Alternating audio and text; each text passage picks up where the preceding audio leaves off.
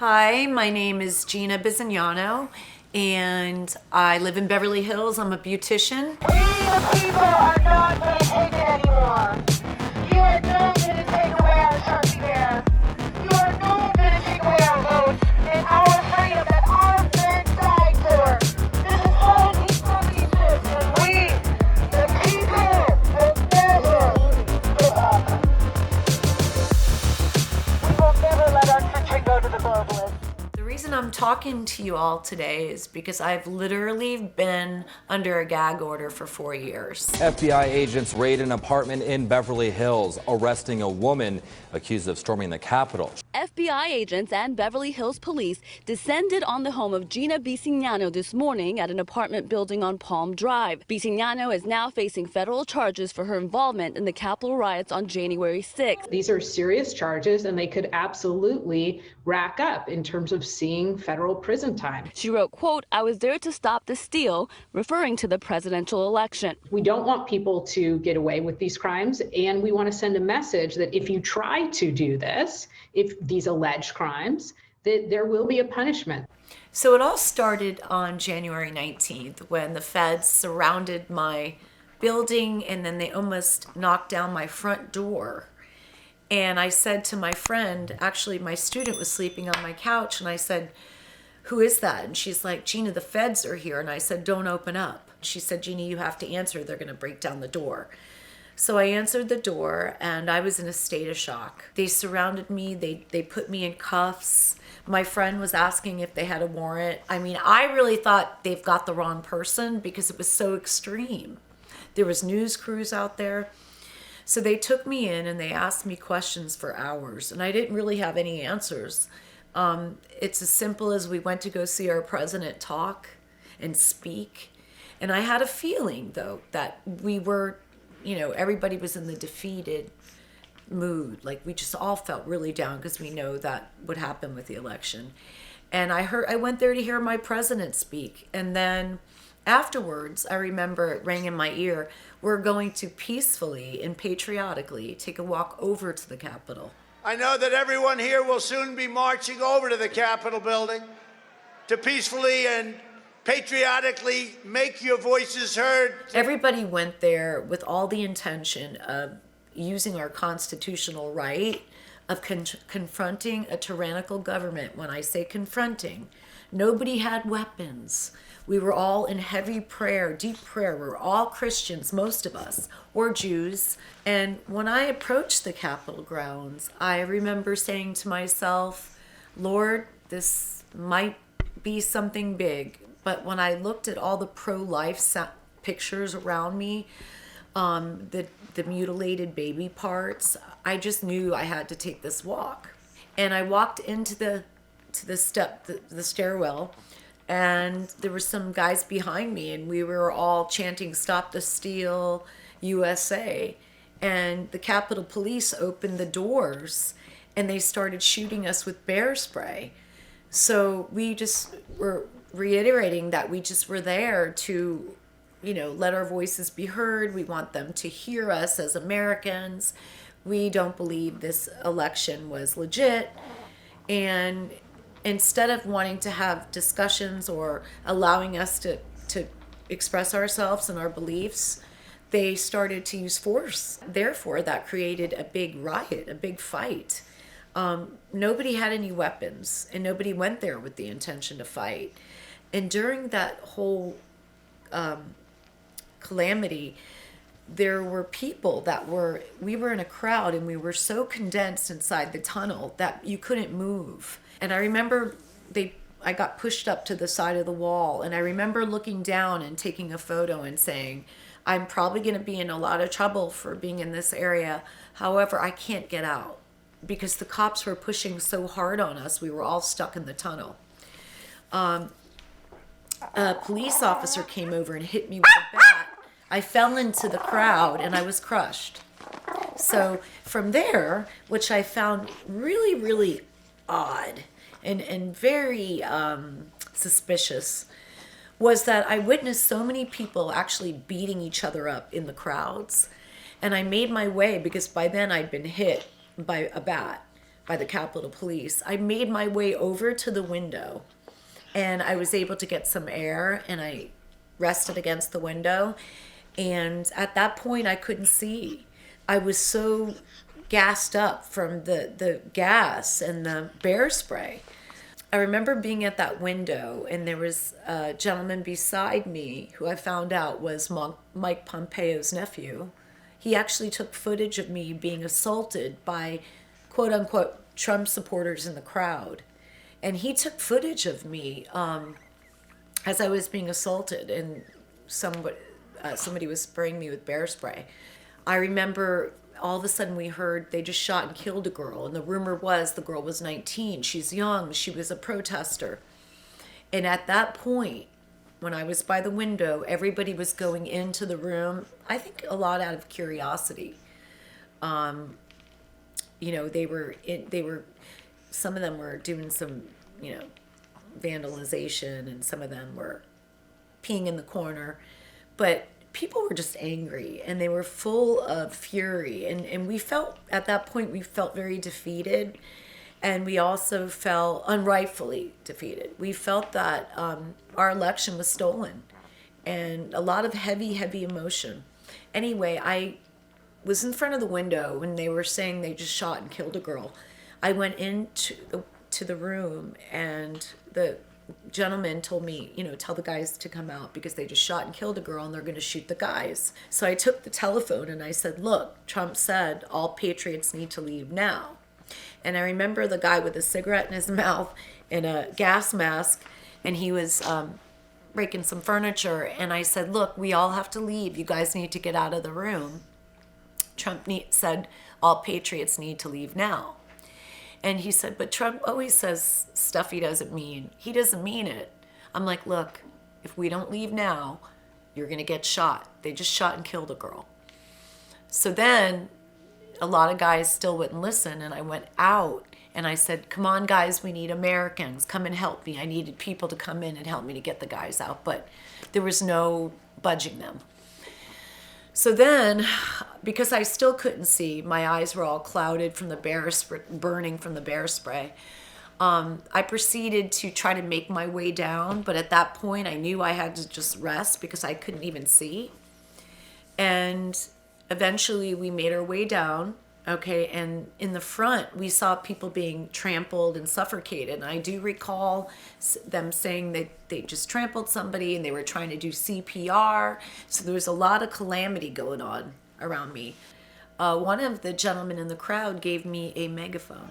We, the people, are not going to take it anymore. You are not going to take away our Trumpy bear. You are not going to take away our votes and our freedom that our men died for. This is 1776, and we, the people, will never give up. We will never let our country go to the globalists. George Soros, you can go to hell. And of course I didn't bring one with me. I didn't have any intentions of using a megaphone. And we were so scared and we weren't even thinking like ourselves. I mean, I remember saying, he said, tell them we need weapons. The boys don't want to leave. Tell them we need weapons. I remember saying to myself, we need strong, angry patriots. We need gas masks. We need weapons for protection. Our boys don't want to leave. We need America. We need Americans. Come on, guys. Where does it go? We need patriots. You guys, it's the win. They said they're going to use lethal force. What did you hear? I heard that they were, but if we're Americans, we all need to stick together. Yes, I did. If you have a weapon, you defend yourself and your country. Oh, yeah, brother. Push back! And the reason I said that is because we really thought at that point they were shooting us. They were killing us. One girl, we saw people being trampled in the tunnel, and another woman was shot and killed moments earlier. So, the odd thing is when the prosecutors played that video of me, I did not remember anything. And I was like, there's no way I would say something like that. And I did. So that's why January 19th, the fact that I was calling for weapons, that's why I think they used so much force on me. So they took me down to the police station. I got booked, and I remember the judge saying, I don't like that you're trying to make Miss Bisignano out to be a terrorist. As a matter of fact, you could even look into the docket and it says that. And you're trying to blame this on Donald Trump. He actually told my prosecutor, and I don't like the fact that you're trying to blame it on President Trump. So, and then the male prosecutor put my gun up on the screen, and he said that I bought a gun to January 6th. It ends up that this quote unquote friend told the feds that I actually bought a gun to Washington to use on, Joe Biden. That's not the case. That's total lie. Anyway, I remember seeing a gun and I'm saying to myself, why does he have my gun, a picture of my gun? When the feds raided my apartment, they took pictures of the gun. They were in my apartment for like 9 hours that day. My friend said that. Anyway, so I'm like, why is there a gun? And I'm like, Your Honor, I told my attorney that gun has never been fired. I bought that from a police officer, and it did pan out. The feds allowed me to keep the gun. And I'm like, it's never even been fired. The reason that I was in so much shock is because I didn't understand the overzealousness of coming to get me and coming after me. And I've never seen, and I've never felt so scared, yet I was like, they definitely, I don't know why they're doing this. They have the wrong person. Anyway, so I got booked in, and I remember just being so shaken up that I couldn't even breathe. I mean, I could barely breathe. They gave me bail, but it was $250,000. And I remember my sister putting her house up for me. They let me out, and I remember I had two of my friends outside, and they drove me home. And they saw the whole thing. And I went home that night. And at that point, it was on the news. And I was literally so sick and so drained that I laid on the couch. And I remember having this girl, Narosha, show up at my house. And I went, oh my God, she's the last person. Anyway, she surprised me and ended up being so helpful. And she had promised me she was going to help me. And she said to me, tomorrow I'll drive you to pay your bail. I went that day. She picked me up, and remember we were trying to find an attorney. And I remember my attorney, the public defender, saying, Gina, I think they're going to revoke your bail. And I'm like, no. I was putting it out of my head. Like, there's no way they're going to revoke my bail. There's no way. So I went and I had a check for $20,000, and my sister was going to put up her house because my bail was $250,000. So I went back to the courthouse, and my friend Narosha drove me. It was really kind of her. And I went to go. They go, okay, well, your name's Gina, and I go, yeah. They're like, okay, put all your stuff in there. And Narosha came with me, and we went through the security belt. And I remember the guy said to me, Washington revoked your bail. That's what you get for treason. Yeah, and I'm like, treason? And two of the U.S. Marshals that worked, or they might have been deputies, they handcuffed me. And I was in a state of shock. They revoked my bail. And I didn't know what to do. I had money, I had keys, I had credit cards, and the girl, I trusted her. So I gave her my credit card, my keys, my phone, everything. I was booked in that day. I remember one of the U.S. Marshals went, treason, that's a joke. Don't worry, just get a good attorney. That's a joke. And then one of the U.S. Marshals looked at me and he said, oh my gosh, your lips are so pretty. And I felt, that was nice, and I felt like such crap. I hadn't slept. So they booked me in, and of course they had to go and check all through my body and ins and outs. And I had Lisette, she was my cellmate. I was just in a state of shock. They said I was going to be in jail for 30 years. So I went about a month of being in a total state of shock, panic attacks, and eventually I started to calm down because I met somebody through the toilet. His name was Daniel. I met my friend Daniel through the bathroom toilet, and we would talk, and I was so vulnerable at that point and weakened.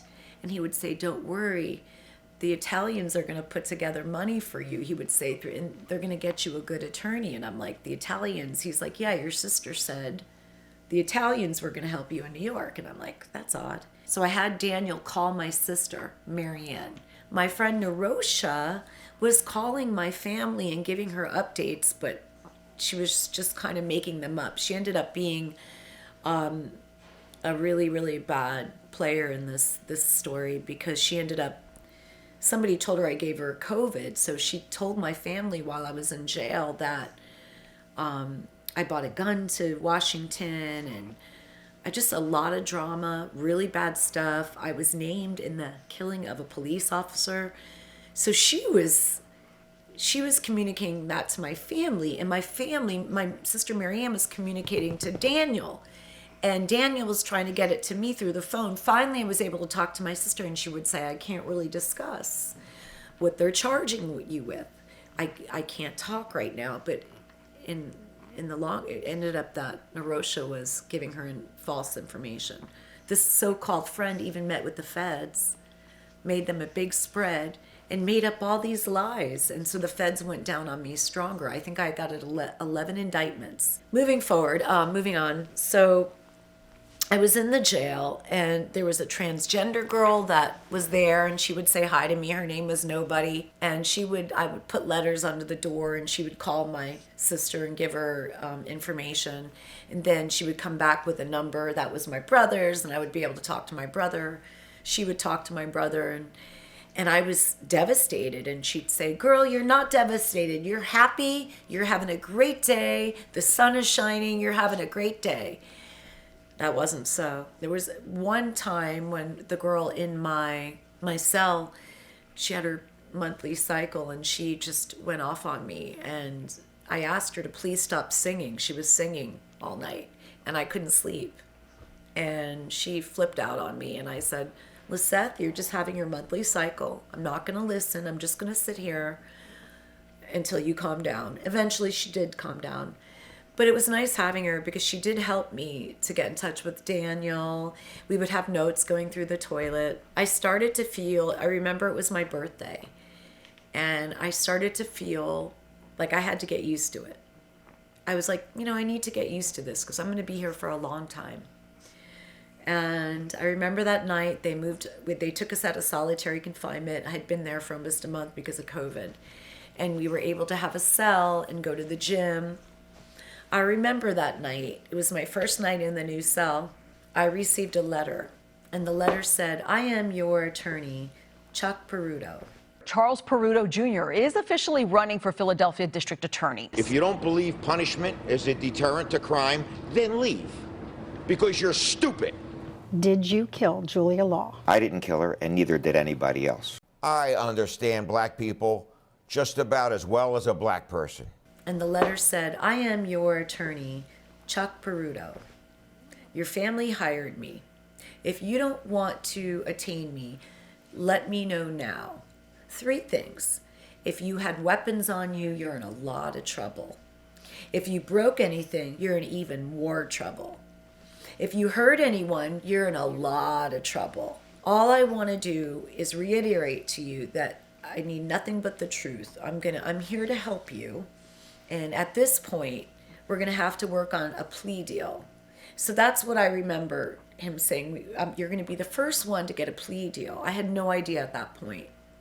After that, I felt scared, but I also felt secure, because my family, quote unquote, hired an attorney for me, Chuck Peruto. So the reason that they hired him is because my sister-in-law, Kelly, her cousin was a bank robber, and the movie Point Blank was about him. And this attorney got him off to I believe he served 3 years, and he was looking at a 30-year sentence. So that is the reason that my family hired him. And he took advantage of them, the money and the vulnerability that we had, our circumstances. I ended up giving him $75,000. He did not like Trump. He would cancel hearings all the time, so I would have to stay in jail longer. So that night, the day after I got his letter, I remember going to sleep, and all of a sudden the U.S. Marshals get me in the middle of the night. And my roommate said, Gina, they're coming to get you. You now have that highfalutin attorney. He's going to get you out. And I'm thinking, wow, this is amazing. Like, I'm going home. And I was just so elated. They put chains on me and handcuffs, and they moved me into like a shipping room, like a booking room. And it was transporting me. So they transported me on a bus to San Diego. From San Diego, I was at an airport. I got on Con Air. I was on with a bunch of murderers, killers, scary people. One individual had one eye, and he was telling me how pretty I was, and he was shaking the plane. And the U.S. Marshal said, stop talking to her. And I needed to trust in the Lord at that point. I had nothing else. But at that very moment, I felt like the scum of the earth. I mean, probably a week earlier, I had been in my cell, and I asked for a radio, and I remember listening to the family channel Jay Secular Live was on, and he said that Capitol attack was so disgusting and what is a disgrace to democracy. And I was so humiliated and shocked when I heard that. I just gave my radio back. I'm like, I don't want the radio. I remember getting off the plane and then getting on a bus and going to the next prison. It was a big prison in Grady County. And I remember going to a nurse's station, and I was with all these guys, and they were in black and white stripes, and they were like, what'd you do? And I'm like, well, we were at the Capitol. He goes, oh, we've seen a few people like that. Oh, you guys are getting in some big trouble. And that's all I kept hearing through the whole duration of my stay. So I remember the nurse. It was a male nurse, and he took my temperature, and he did the COVID test. So I remember he tested me for COVID. And then they took me into another room. They gave me a mattress, and I had to drag my mattress from room to room because they couldn't find a cell for me that was away from the guys, and it was a holding cell. So they put me in a small holding cell. They checked me in. They got me all ready. I had to then take my mattress to the detention center with all the women. There was about 60 bunk beds. And all these girls were watching me through the glass, and they're like, the terrorist is coming. She's a terrorist. I remember hearing them say that. And then one's like, oh, there's fresh meat. And I remember one of the girls said she was the terrorist on the TV. So I guess during that time, they proceeded to play clips of the January 6th, and people knew who I was by the news clips and by the news. So then they let me out with all the women. I remember being freezing cold, and one of the girls gave me an extra shirt. I wore a green prison suit with Crocs that were too small. I think her name was Jeannie, and she gave me one of her shirts. And then I met Whitney, and I met Haley, and I remember, I believe it was Joanne. She promised she'd stay in touch with me. She was in there for a blue-collar crime, but she didn't. Anyway, so I started talking to the girls. Within minutes, they're like, Bisignano, COVID. Right as I was getting comfortable in the detention center, it was more like a gymnasium, they called me. And the girls were like, oh my gosh, COVID. So they took me back out, and they said, you have COVID, we have to seclude you. So again, after being in solitary confinement for a month, I'm in solitary confinement again. I remember one of the U.S. Marshals said to me, one of the guards, why are you here? And I said, well, I'm here from the Capitol. And he goes, here in Okie, we don't lack liberals here in Okie. And that gave me some solace there. So that night I went to sleep, and my cell was freezing. There was no ventilation on the windows, and it was during the winter time. And the men, you heard the men screaming loud all night long, so I couldn't sleep. The snow was so heavy over the window, it was freezing. But thank God I still had that extra shirt from one of the inmates. I did beg for an extra blanket, so I ended up having 2 blankets. Shortly after that, one of the inmates ended up flooding his cell and went into my cell, and I couldn't get out of my bunk bed because my cell was filled with water. And I remember looking up and seeing the snow hit the window and saying, Lord, I cannot believe how safe I feel right now. Like in Psalm 91, like I will send my mighty angels to lift you up so you don't scuff your foot upon the stone. I had that moment, I had the ultimate feeling of so much peace and security. It was odd because that had been my second month. I had COVID. I was sick as a dog. I mean, I felt maybe I was hallucinating, but because I was so weak, but I felt so much security and such profound peace. And I knew no matter what, it was going to be a hard road, but I was going to make it at that point. I started to wash my clothes in the sink. I mean, I started to try to order food from the commissary, and my sister was sending me money. So then I remember that this attorney finally decided to have a hearing in my behalf. And Carl Nichols was my judge. And I remember my sister saying, you're going to have your hearing on Friday. And the hearings kept getting postponed. So I felt like it was forever.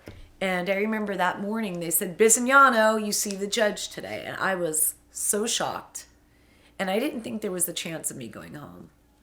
So I went in with the U.S. Marshals and I waited in the room, and it was a video room. And I remember shaking and thinking, how am I going to make bail? I don't have $250,000 more. Like, I can't ask my sister again. Like, I don't know what to do. And so I was sitting in the room waiting to be seen by the judge, crying and so vulnerable and so broken. And I remember one of the U.S. Marshals looked at me and he said, get your Kleenex ready, girl. You're going down for treason. And I just started to cry, and I go, I have a son. I'm a mother. I've never broken the law. I've never been in trouble before. You're wrong. And I started to cry. I even told one of the U.S. Marshals that he did that, and they go, I'll just ignore him. So I remember sitting down in front of the judge. It was me and the judge. And this attorney who was appointed for me, and I go, he looks like a little lemon car salesman. I'm like, why is this man? He did not look like a strong, masculine American man. He just looked like a little highfalutin, short car salesman. Lemons, by the way. Definitely not a Christian, and you could tell that from a mile away. And he said, Your Honor, she drank the Kool-Aid. Now, mind you, he had not had one conversation with me before he spoke with the judge. Never asked me how I felt. Never asked me what I wanted to say. He thought I was such an idiot, and he thought so low of me. He decided to tell the judge, Your Honor, she drank the Kool-Aid. She's going to pack up all her stuff and move to Pennsylvania with her brother, my brother, by the way. I almost fell on the floor. That created so much anxiety, even more anxiety on top of the anxiety I was experiencing. So then I remember the judge saying, Miss Bisignano, and I just looked at him and I cried. And he said, you said we need strong, angry patriots. That's a pretty terrible thing to say, Miss Bisignano. Well, I'm going to let you out on your own accordance. You're going to be on house arrest, and we're going to put you on in-home monitoring. And I remember they didn't want me to get out of jail. And I was so scared because they were treating me as if I was a serial killer. I mean, it was crazy. I looked and I remember feeling relief inside because the judge was so kind looking. He looked like such a fair man. And that's when I knew the Lord had me, because I could tell that this was a God-fearing judge. So I did feel a little relieved. So he then let me out on my own recognizance and called the attorney, no answer. Nobody knew where I was. I didn't have any numbers except for my sister, and my sister said, Gina, we'll see if we can find somebody to come pick you up in Oklahoma. The attorney didn't assist me. They let me out. They were discharging me in the middle of Chickasaw, Oklahoma, with no phone, with sneakers, no coat, my LA clothes, no license. So then I snuck and I called my friend Kenny, and I had the number written down because I didn't memorize any numbers except for my sister and my son. And I said, Kenny, I need help. And he said, Gina, just give me a few minutes. So he went on Facebook and he made a note saying, if there's any patriots out there who want to help my friend Gina, she's being let out of the jail from January 6th and she has nowhere to go. Well, lo and behold, I had somebody waiting outside. She was 4 months or 5 months pregnant, Rachel Trevino. She picked me up. She was amazing, God-fearing, incredible person. She drove me to her home, and I met her whole family. There was goats in the house. There was dogs in the house. They had their rifles on the wall. I mean, it was great. I was still choking with anxiety. I mean, they offered me, I remember they took me and they bought me a Diet Coke when she picked me up on the way back. I loved it. It was the best taste ever. I miss my Diet Coke. So yeah, I went into her house. We had dinner. And I had a little red wine because I was so torn up and so confused. I didn't know what to do next. So the weather was so bad I couldn't get my license. So I ended up being there about 11 days. So about March 15th, I got a ticket to go back to LA. My son picked me up from the airport with a smile. And I remember saying, Lord, I don't want to leave my son. I mean, my son and I are inseparable, and I can't do it. I've got to fight this. So I went home and I got to my house, and my entire salon was in my house. And then half of my stuff was missing. I found out they left some of it by the garbage, and they took my equipment. So half of my salon stuff was all in my apartment. There was roaches everywhere because I guess they didn't change my garbage. It was tough. So I pretty much laid in the dark amongst all my furniture and in my salon probably for about a month. And I wasn't able to get out of my slump. I mean, I had to use the money I saved. I got death threats constantly. People hated me. I couldn't even walk outside because I've been on house arrest. I am on house arrest. I was pretty much treated like garbage, for a long time. And then I remember Jenna Ryan saying to me, hey, you need to get on the prisoner's record. Well, that was the beginning of me having strength and nursing my way back to my strong self. I started to go on prisoner's record every night for prayer, and I started to get my strength back. And as I started to get my strength back, I had been going to FBI meetings. They were trying to get me to turn and say things. Like, I even said to my attorney, what do you want me to say? I don't have any information. So we took pictures. They wanted me to store my pictures on a disc. He goes, I don't care, make up something. So I was being interrogated by the feds, and they wanted me to have information I didn't have. Nobody was scheming anything. Nobody was planning on going to the Capitol and storming it and trying to take over an election proceeding. That was all fabricated. We went to the Capitol for our voices to be heard, just to speak. Nobody went there for a violent mob riot. After I got stronger, I fired this attorney, and I'm like, I am not turning on Trump. I am not going to cooperate with these feds that are full of crap. I mean, they really wanted me to make things up in order to indict other defendants. And it got to the point where they subpoenaed me to stand up against somebody in a trial, Ed Badalian. And I was like, nope, I'm not doing it. I'm not going. And my attorney said, Gina, if you don't go, he said, you'll go to jail. At the Capitol, January 6th, a few friends of mine from the Donald Trump rallies, the President Trump rallies, they were at January 6th. And we had all talked, the group of people at the rallies, we would say, hey, you guys going to go to Washington? Are you going to go to the Stop the Steal rally? So we all communicated together. Nobody really met anybody there. We all went on our own accord. Ed, DJ, they tried to interrogate me. I met with the feds like 4 times, and they kept asking me for the same information, and I didn't have any information. I didn't witness anything.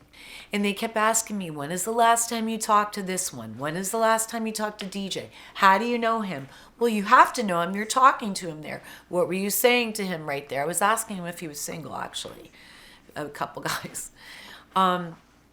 It's almost as if they wanted me to fabricate a story to indict these guys.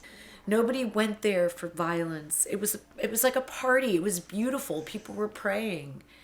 Then when they shot and killed somebody, that's when people started to get scared, and they were reacting from the emotions of the crowd. During the Capitol attack, quote unquote, and I say that very lightly, they say that DJ tasered a police officer, Fanone, That is why they put so much stress on me and came down so hard on me, because I was in a picture with DJ and Ed. So they associated us as a conspiratorial team. And then when I got home, after I had been incarcerated, all of a sudden, somebody was becoming my best friend. This guy came into my life, Gabe, and he started to act like he knew me and wanted to help me. And the night that the feds raided me, he came in that night. He removed all my liquor, my bong, everything, and he like took over. But I was too weak to fight back. This guy Gabe started to be, and the whole time I found out he was an informant. And then my supposedly friend was calling the feds behind my back and told the feds that I bought a gun to the Capitol because my intentions were to shoot Joe Biden. I mean, this is crazy. What it was much ado about nothing. It was really nothing. It was all fabricated. Then I would go down to the FBI office, and they would sit me in a room for hours and just showing a guy breaking a window. And then they caught me in a video where I said, break a window. Boy, I got blamed for breaking that window. Window! Break the window! Break the window! Break the window! Make sure we had good. I got squashed.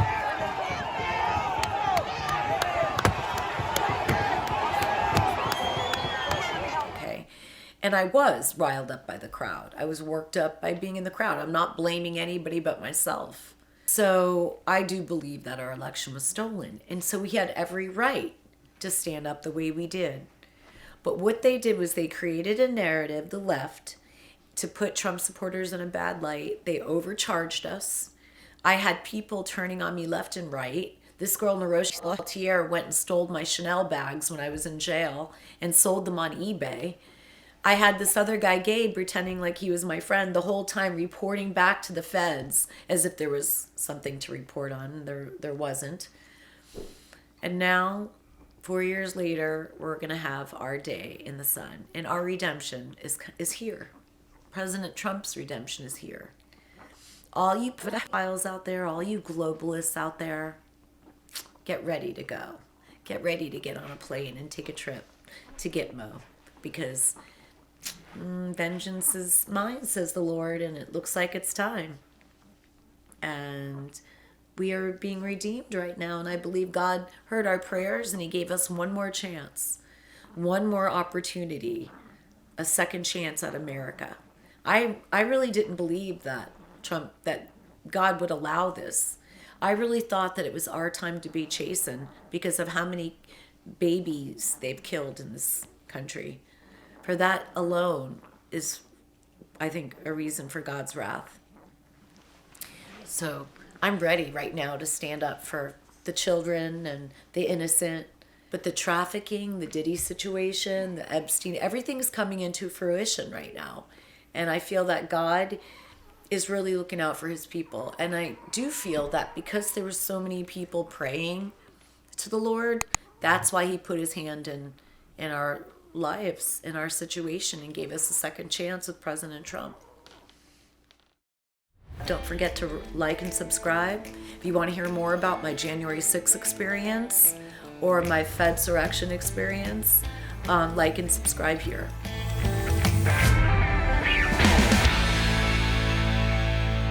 You are not going to take away our Trumpy bear.